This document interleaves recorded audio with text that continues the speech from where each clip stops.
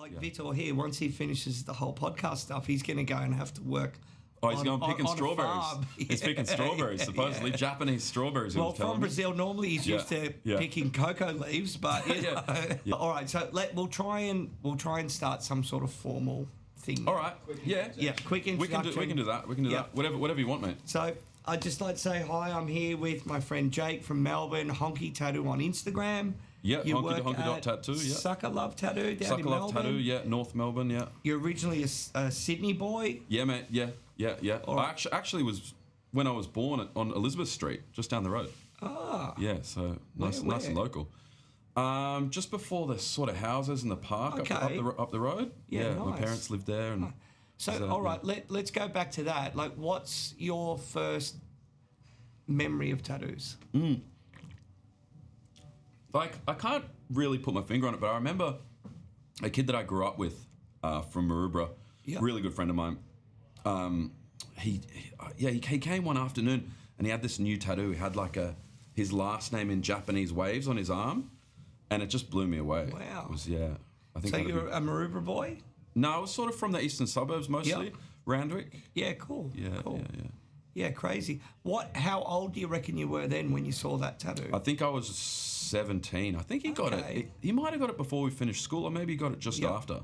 18 or something like that, yeah. And then what did you do after? So, like, growing up, what were you into? You obviously weren't into football. No, I wasn't into football. Oh, no, I was into sports. Yeah, I used to skate a lot. And then I ended up just going to uni, studied graphic design. Yep. I was into that for a bit. Did a lot of freelance work, and then, sort of found When did tattoos start to come on your horizon? Were you getting tattooed while you were at uni? What was your first tattoo? I actually got my first tattoo was an illustrated man. Nice. I think I was like 18. Nice. I went in there, I was too pissed, and then he told me to go drink some water and come back. And I went to the pub and had another beer. True professional. And then when I actually think Tony Cohen did it. Because I remember going in there, it was dark, it was dingy, the corner shop. Yep. Was he right down the back? Yeah, something like that, next to a wall. Yeah, probably was Tony. It probably was Tony. I mean, it looked, Now that I know what Tony looks like, I think it probably was. Amazing. Yeah, that was my first. Roughly what, 18? Around 18, I think. 18, 19 maybe. Were you like bitten by the bug? Did you start getting a bunch more, or did it just simmer? I didn't for a few years, and then I bumped into a mate who I hadn't seen in a long time. Or actually, who I had met through someone, and he was a tattoo artist. And then he actually worked at the first Little Tokyo in Bondi. And I got my second tattoo there. What was his name? Jezza. Oh, Jezza, yeah. Graph guy, yeah. He had the real nice sleeves from Josh. Yeah, had the Japanese sleeves, Japanese sleeves. Yep. And I went there, one night. After hours, actually. Yep. Had a few beers there. And awesome. Got something covered up, actually, so it wouldn't have been my second, but yeah. Were you into graph in that stage, or graphic design, knowing Jez? Because I know he was quite a name in the scene. Yeah. He sort of knew my brother and knew a few people. Yeah. And I was into that, not heavily, you know what I mean? I was sort of like on the peripheries, but like around all that type of stuff. And cool. And then I met a lot of tattoo artists, and then I started getting tattooed by some mates, and then got given some machines, and did my thing. What age was that roughly? I think 24. Okay, so you've just clicked over the 10-year mark, sort of thing. Yeah, but I would say I'm like only really been professional for probably about 2.5, nearly 3 years or something like that. Why would you say that? Well, because I did a bit of scratcher stuff. Like, I'm not crazy proud of it, but that's how I came up. Self-taught. Yeah, for sure. I had a lot of really good friends that sort of, gave me some skin. I was doing some weird shit back then, like, ignorant style stuff. Yeah, experimenting, mate. Yeah. A lot of old school people, like, between me and since electricity was invented, most people tattooed from home or did something like that. So I know it's a common story. Like, I've done a bit of research nothing into... to be ashamed of or anything like that. No. So with all of that, like, you're obviously getting tattooed, you're learning some stuff, you're going here and there. We still doing graphic design at the same time? Yeah, I was pretty much freelancing graphic design for a few years. I worked in a few like advertising agencies briefly. And then I was also a landscaper. So I always did both. I always sort of moonlighted my graphic design stuff, and then was landscaping to sort of make bread. Yeah, nice. And that only finished about 4 years ago, something like that. Still did a little bit of it in Melbourne. Yep. But yeah. So what was the pivotal moment in the transition from 2-3 jobs rolling at once to full-time, I'm all in? I don't know. Well, lockdown gave me a lot of time to draw, you know. Like, I always said to myself, if I had the time, I'd be drawing all day. And lockdowns happened, and I was like, well, fuck, I've said that to myself for so many years. Amazing. So I treated lockdown like a job. It was the best. I would wake up in the morning. I would draw 6 hours a day, pretty much for a year and a half. Like, I would literally have a lunch break, you know, work out, go back to drawing. Yeah. And then... All right, I'm going to jump around a bit. Yeah, What took you to Melbourne? I always wanted to move there. Like, I've been in Sydney my whole life. And I was just getting old, doing the same shit, you know. Drinking at the same pubs, and I just wanted a bit of a change. And my mate also had a job for me there, like lined up landscaping, and he begged me to come down. He ended up moving 6 months later, but you know. How long prior to the lockdown did you move to Melbourne? I was there for about a year. Okay, cool. Yeah, so if I didn't get that year to really fall in love with it, I reckon I probably would have moved back. Yeah, cool. Yeah. Were you at that time down there? Obviously, you take all your kit down there. You're still tattooing. Yeah. Were you starting to get tattooed in Melbourne, or look at shops, or dip your toe in the water and see what could be possible? Well, I was tattooing, I tattooed a few of my housemates, you know what I mean? And a few of their friends and stuff through lockdown. Always a good way and to then, get it rolling. And I had a mate, and he was like, you know, you got to go see, you know, my friend Will. And then I sort of linked with Will, and there was a spot opening at the shop, and then I spoke to Terry, and it was sort of on from there. Awesome. Yeah, it was good. And then... Still a little bit of moonlighting, and now I imagine pretty full-time? I did, yeah. Maybe for about 6 months, and then there was just one day when my boss was just being a cunt, and I just told him to get fucked. Yep. And then, and then I was at the studio. Yeah, and then I was at the studio all the time. Yep. You know, still drawing. And then, you know how it is. Sometimes things just work out like that. Like, the clients just started coming in faster and stronger. I had more time to draw. Yep. It's just, Yeah, you've got, like... a real good thing going on, and I remember the first time we met, like quizzing you on it, because I know Melbourne. Like, I grew up in Melbourne, but it's a lifetime ago since I've been there and worked there. Sorry, you haven't been back. I've been back, sorry, but till I've worked there like properly. Okay. Yeah. And you hear a lot of conflicting reports of Melbourne that it's saturated, it's flooded, other people are busy, other people are cranking, all this sort of stuff. So I've always been like inspired and interested how you got your thing rolling. Yeah. You know, in generally a short period of time. Like after the lockdowns, like obviously the lockdown was a pivotal moment that allowed you to upskill. I think like I would just go out and talk to people. I would hawk heaps of people. Like, I'd be at a pub and they'd be like, "Oh, you do tattoos or whatever," and I'd be like, "Come in next week." Like I'd book them in like at the bar, you know, and just be like, you know, let's do it. And then I ran like Instagram ads. I just kept posting stuff. Linking with mates, telling them come in, I'll do you a fucking sick deal on something, I'll do something for free. Just hustling, man. Just getting it done. Like, you know, if you want to make it happen, you know. Yeah, it's there, and like, mate, I'm in awe of it because it's like the old school hustle. Like in my day, it used to be like you move somewhere new.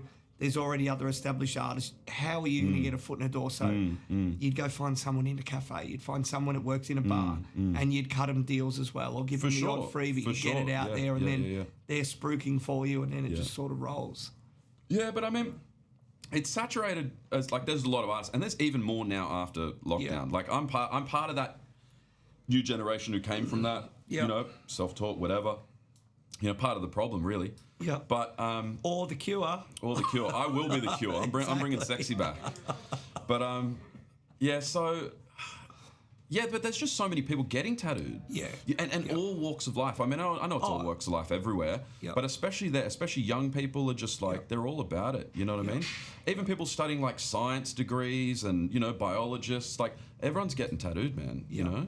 Yeah. So there's a lot of people. I would say more than here as well. Yeah, cool. So that's probably why it evens out, you know. Yeah. With let's go back to a little bit. Like, what were some of your first machines that you got hold of? And then I just want to talk about like where you're working, what you're working with now. Yeah. Okay. Technical wise, and a mate gave me some Ravens actually.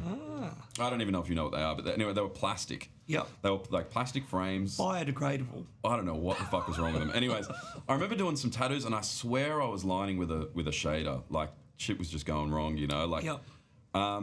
And then, anyways, and then from there, I bought a Capabus, which is a guy who was from Melbourne. Yep. He made had a stint of making machines, and that was really good for a while. Yep. I don't use it anymore, but it was a good daily driver for a while. Yep. Now I use a Midtown I got from LA, and that thing is just like, it's just a godsend. It just puts the lines in every time. Yep. And also a Colin Creed. I use a Colin Creed shader. That's my daily drivers, yeah. Awesome. Amongst a bunch of other machines I've collected. Yeah. I've got some old Senders that I want to get like refurbished and stuff. So you're obviously not about to like buy a Cheyenne or a pen. Nah, I've dabbled with a few rotaries, and I want to get maybe a Rotary Works or something like that. Something simple. Rotary Works are good. Yeah, I just want something that's like it goes up and down real fast, and there's not too many moving parts, you know. Rotary Works. I can't remember his actual name, but his dad's a tattooer called Dave Diamond. Right. Okay. So I didn't know that. Yeah, he's built some really cool machines. I've had a couple of them over the years too. And they're and they're really pretty cheap as well, and they're no frills. Like there's it's just direct drive. Yeah, you know, straight engine. Yeah, it goes up and down. Yeah. When all the years prior to really say the lockdown, were you trying to develop a style, or were you just doing anything? No, I was doing like ignorant stuff when I started. So I just had like weird, crazy ideas. I came from doing illustration as well, so I did like game design stuff. Yeah. Illustration. I was always doing cartoons, characters. Yeah. So everything I even do now sort of has like a bit of an emotion to it. You know, like there's a lot of faces involved. Eyes, a lot of them are angry, you know. Well, now that you say emotion, that just clicked with me, because like I would say you've definitely got a style. But emotion is probably the key word now that you say it, that I see it. Yeah, right. Which expression. Expression. Yeah. There's definitely expressions in the faces and things like that. But I started with that, and then I sort of, as I was drawing more, I sort of found like traditional, you know what I mean? Because no one really put me on, so I was self-taught, so I had to find all these things. And tattooing's been funny because it's just been opening up like a book, you know what I mean? Like the chapters keep, you keep finding new stuff, and you're like, oh, now I want to draw that.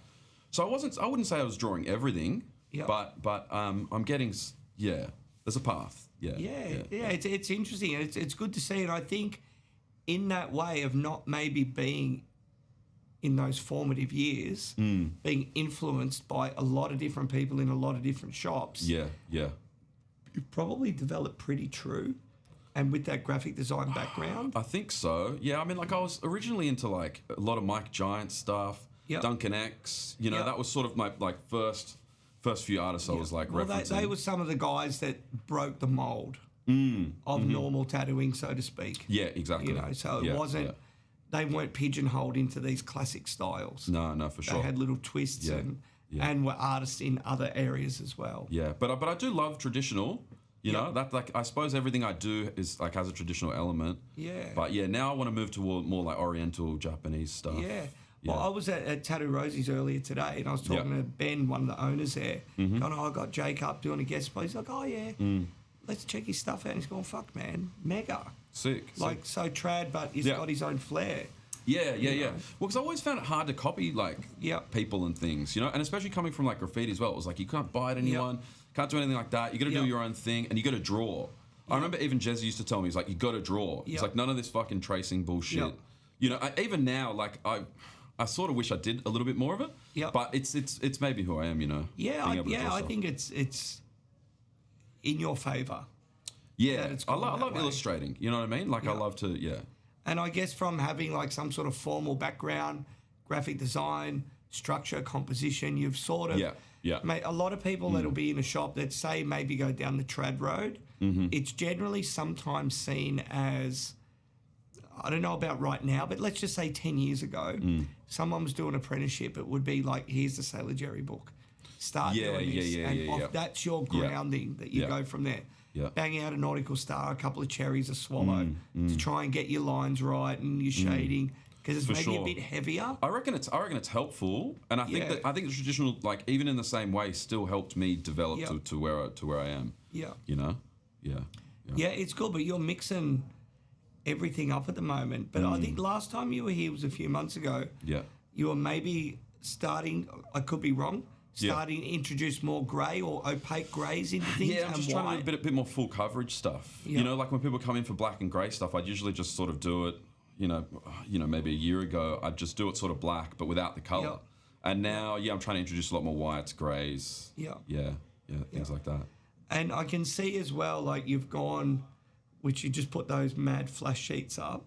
To me, like half sleeves, full sleeve, chest plates.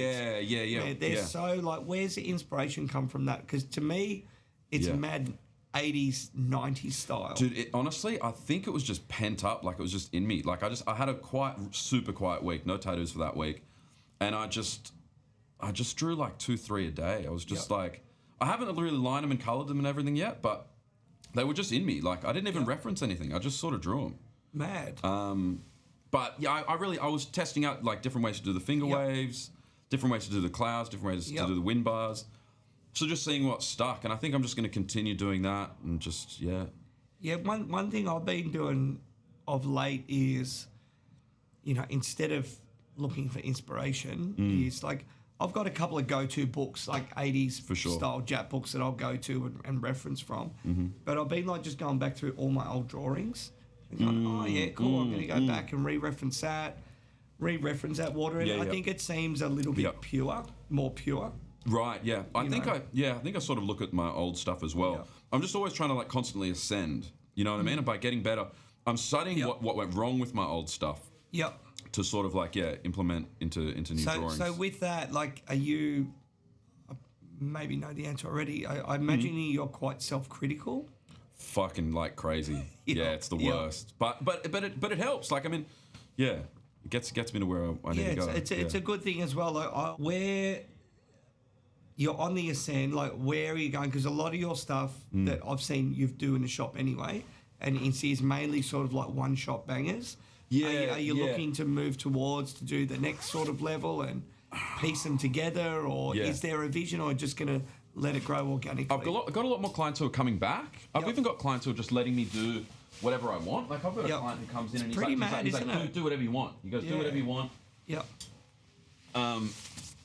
As big as you want, and he falls asleep every time for an hour or 2 hours every time. It's crazy. I don't know. Where can I find one of them? I know, right? No, he's the best. Great kid. Love him. But yeah, what am I trying to do? I suppose at the moment, just keep on going, doing my one-shot stuff. Yep. But maybe adding some backgrounds. With the new sleeves I've done, they're sort of just concepts. So if someone likes something like that, I probably won't do that exact thing on them, but I'll chuck the Hunya in, and then the peony or the chrysanthemum, and then just tie it in. And I want to do some like freehand stuff as well. Yep. Yeah, I'm pretty confident drawing on the skin. Exactly. Your skills are there, and like you've been embedded into you for such a long time. It's just a matter of time. Like what I've sort of seen recently is, like you've got Caleb and Ben at Tattoo Rosie's. Yep. There's another guy, Hamish, down at King Kong's in Ballarat. You've got a few guys that are now. You've got your trad guys that have got your classic trad bodysuit, but now they're starting to get them filled in. Yeah, his backgrounds. I really love that stuff. Yeah. So I think you're probably not far away starting to do all that thing. Yeah. Because when your customers get full, what's the next thing? They're not at a stage because they've got all these nice tattoos. They're not going to start getting them redone yet. So let's just fill these fuckers up. Yeah. And you know what? It's the best next level too. Blasting it with stars and dots. Well, that's why I like the magic. I like the clouds. I like the flames, especially flames. Like I'm going to chuck heaps of flames into my mates like on Monday, hopefully. Yep. But yeah, it's all that type of stuff, you know. Yep. Yeah. For yourself, you've got a pretty eclectic collection. Yeah. Predominantly black and grey. Predominantly, yeah. But over the past few years, I've been trying to get a lot more colour. My back's colour. Yep. Yeah, I really like the sort of the Japanese stuff, or even Oriental, just Asian-inspired stuff in colour. Yep. Who's doing your back for you? Fergus finished my back about a couple months ago. Awesome. Yeah. Before he bailed. Right before he bailed. Yeah. Last session came in, I thought I was doing 2 hours. Yep. And then he's like, "We're finishing it today," and then I laid down, got it done. Oh. Yeah. Beast mode. Yeah. Well, actually, no. We started at the top, and he goes, "I'll numb the bottom." Yep.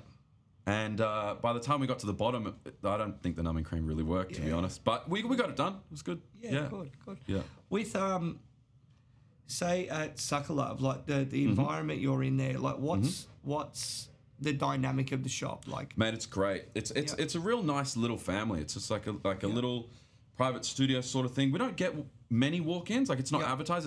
It says by appointment on the door. Street level, first floor. Street level, pretty much. A couple of stairs to get in, but yeah, nothing major. And yeah, the culture's really good. Terry's great. He just leaves you to your own devices, lets you do your thing. Yeah. Always there to answer questions. Been around for a while. Amazing tattooer. Yeah. He's been tattooing for 20 years or more or something like that. There's also another guy, Tim, there. Yep.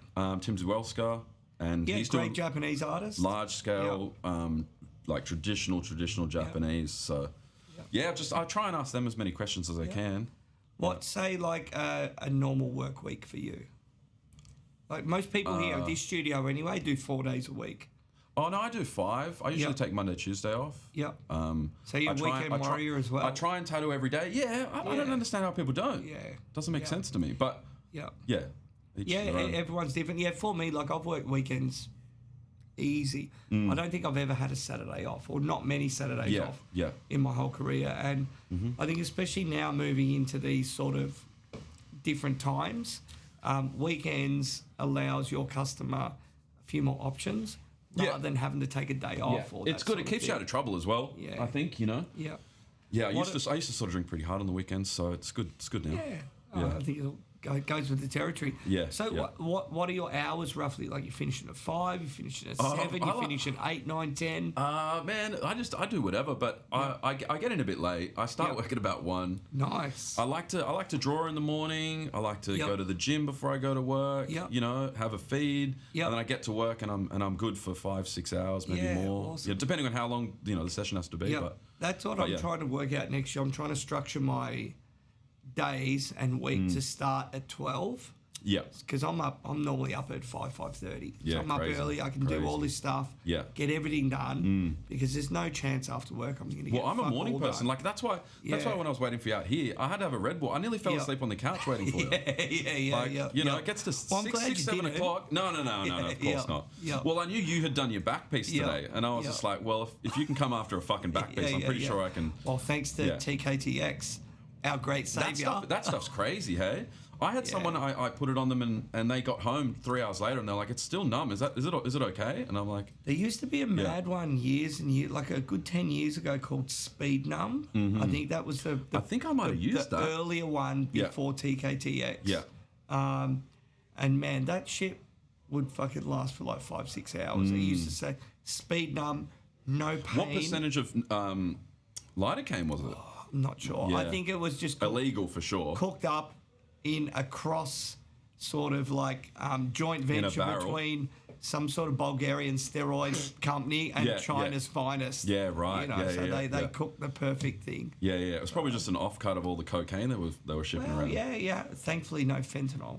No fentanyl. Your leg will fucking fall off. So with your, are you doing like other art outside of tattooing? Not really. No, not anymore. That takes up enough of my time, really.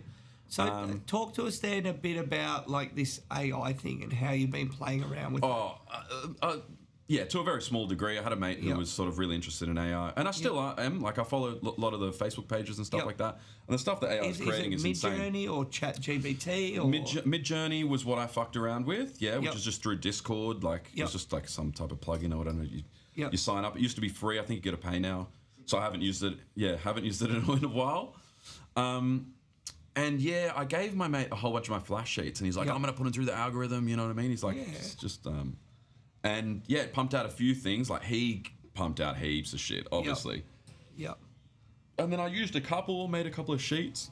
Yep. It was pretty wild looking stuff. Like when you take my stuff and it turns it into flash.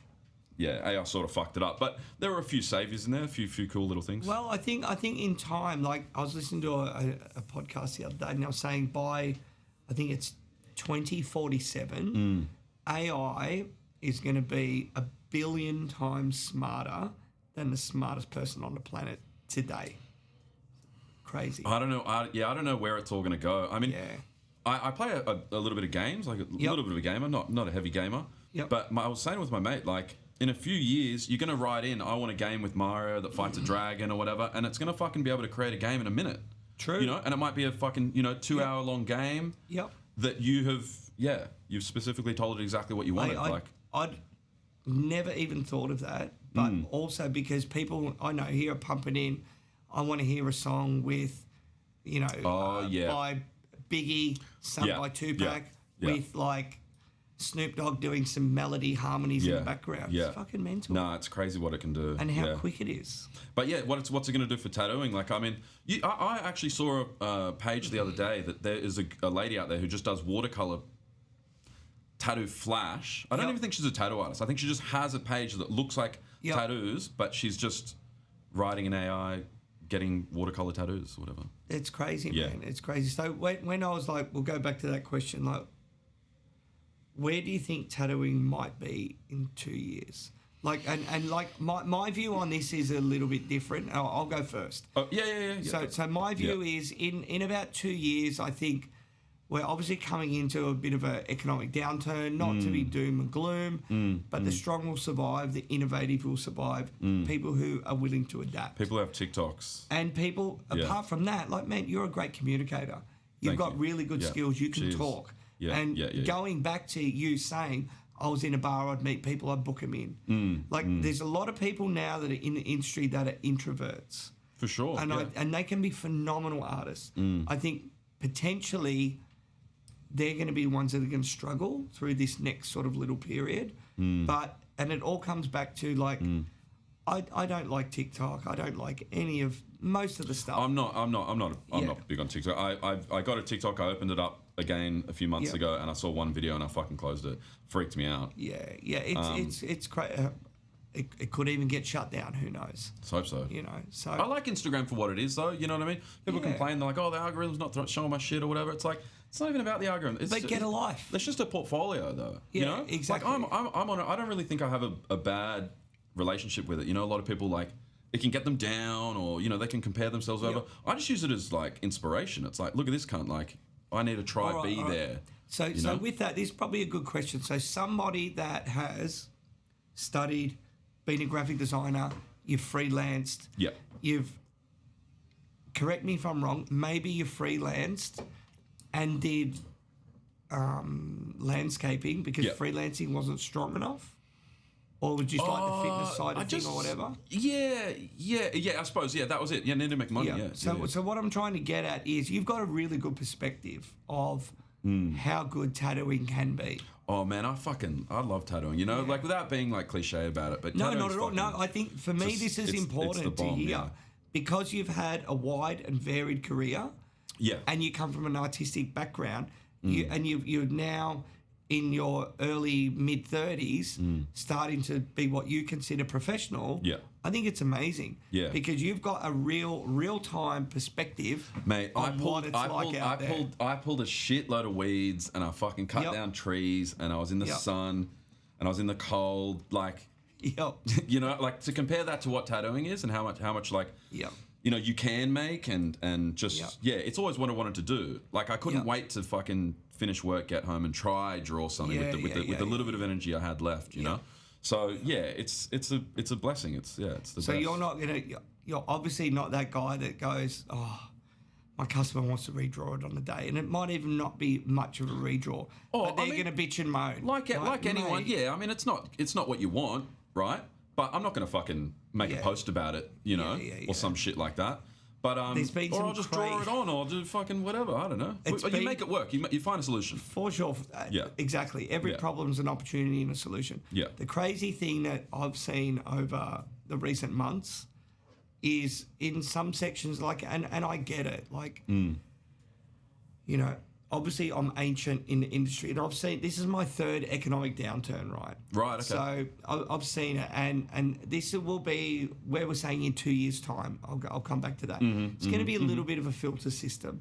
So it might just weed out the people that aren't into it 100% or aren't full-time or have taken it for granted. Like, I was really impressed when you said lockdown for you was an opportunity. You've always said, I want to 100%. Draw every day. I always, yeah. And I know a lot of people, in a city area, what I saw, because that's sort of my main area of studying, I saw people go two ways. People either watched everything on Netflix and got stoned and ate Uber Eats every day. Yeah. Or, I did a bit of that too. Yeah. Of course. Well, that's your downtime. That's after hours. Yeah. Or you spent time and developed your career. Yeah. And I saw after the lockdowns in Sydney anyway, there were sort of two roads. One, people were just smashed and busy because of the false economy. I remember you saying this. Yeah, people who came out of it on top. Yeah. And it wasn't because they got better. It's just because of the way it was. And then others that put in the artwork and the effort started doing sleeves, back pieces, all the rest of it. Yeah. And have then gone from there. Well, that's why even after speaking to you last time I was here, it was something I wanted to do anyways. But when I had that quiet week, I was like, it just naturally came out. I didn't plan it. I'm not a planner or anything like that. But it just seems to. If you keep working, something's going to happen. For sure. And that was just one step. So on top of that, I need to line some. Paint some and all that type of jazz. But yeah, it's good. It's going to be an interesting thing. So, where do you think tattooing might be in 2 years? Well, I do hope. A lot of people get weeded out. Yep. Not in a mean way or a rude way. Just to bring a little bit more purity, maybe back. It's going to be a little bit. It's going to be a little bit of like survival of the fittest. A little bit like jungle law. We'll see. Look, this downturn might only last for another 6 months. You know what I mean? It might. I mean, I know interest rates are meant to be going up again and all this type of jazz, but where do I really think it's going to be in 2 years? I haven't thought about it. Yeah. Right. Well, then I think the consumers need to be educated on what's going on, and I think people need to be out there telling them about the industry and what's going on, so that they're not going to just someone. Yeah. Yeah. I don't know. Yeah. No, it is a hard one. The 2 year one's a hard one. Yeah. All right. Let's jump. I want to start killing it. How about that?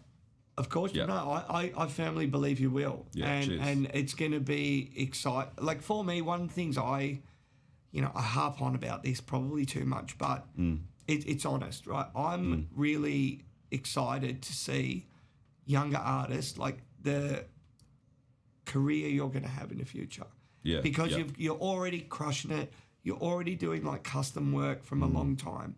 Sorry, from the early start. So you're just going to, everyone that's doing this is just going to contribute to the industry so much, which is going to educate the general public and lift the general level of tattooing. Yeah. And the community's good.